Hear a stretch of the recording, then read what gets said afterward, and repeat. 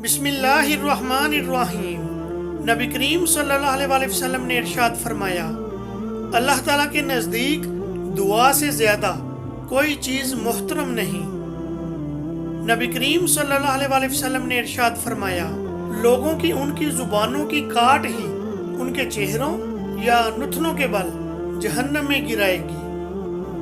نبی کریم صلی اللہ علیہ وسلم نے ارشاد فرمایا، اگر تم لوگ اللہ پر بھروسہ کرو جیسا کہ اس پر بھروسہ کرنے کا حق ہے تو تمہیں اسی طرح رزق ملے گا جیسا کہ پرندوں کو ملتا ہے کہ صبح کو وہ بھوکے نکلتے ہیں اور شام کو پیٹ بھر کر واپس آتے ہیں۔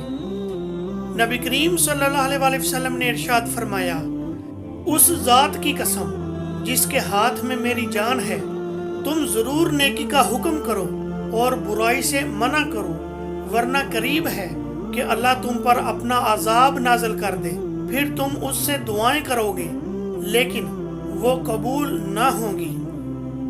نبی کریم صلی اللہ علیہ وسلم نے ارشاد فرمایا، جب تم میں سے کسی شخص کو جمعہ کے روز دوران خطبہ اونگ آئے تو وہ اپنی جگہ بدل لے۔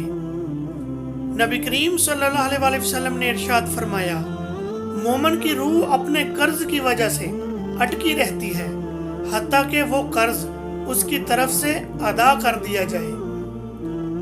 جب نبی کریم صلی اللہ علیہ وسلم کسی کو یاد کر کے اس کے لیے دعا کرتے تو پہلے اپنے لیے دعا کرتے پھر اس کے لیے کرتے۔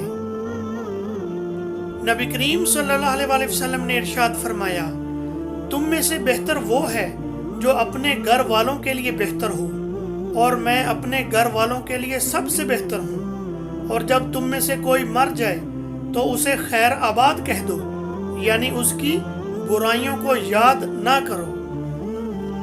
نبی کریم صلی اللہ علیہ وسلم نے ارشاد فرمایا، سب سے بہتر ذکر لا الہ الا اللہ ہے اور بہترین دعا الحمدللہ ہے۔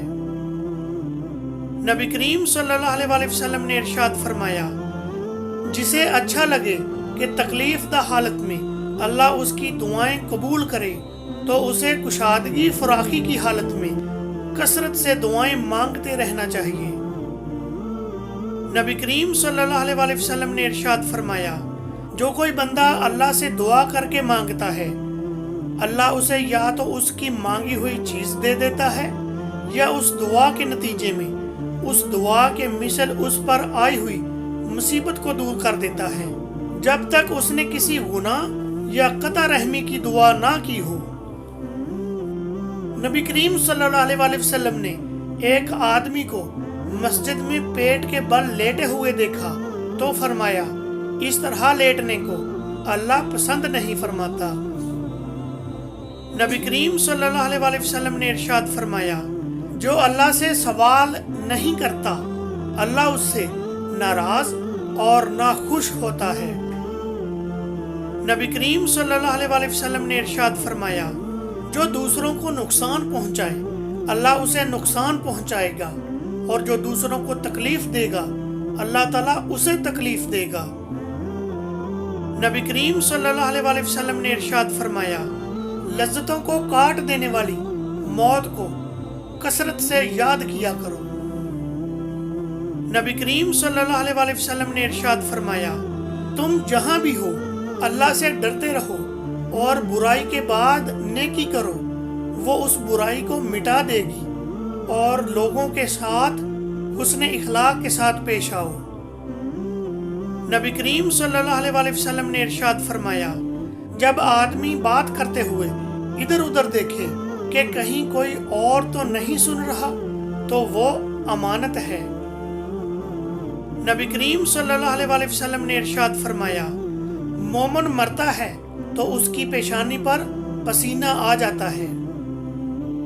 نبی کریم صلی اللہ علیہ وسلم نے ارشاد فرمایا، روز قیامت مومن کی میزان میں حسن خلق سے زیادہ باری چیز کوئی نہیں رکھی جائے گی، اور اللہ یقیناً بد زبان اور بیہودہ باتیں کرنے والے کو پسند نہیں فرماتا۔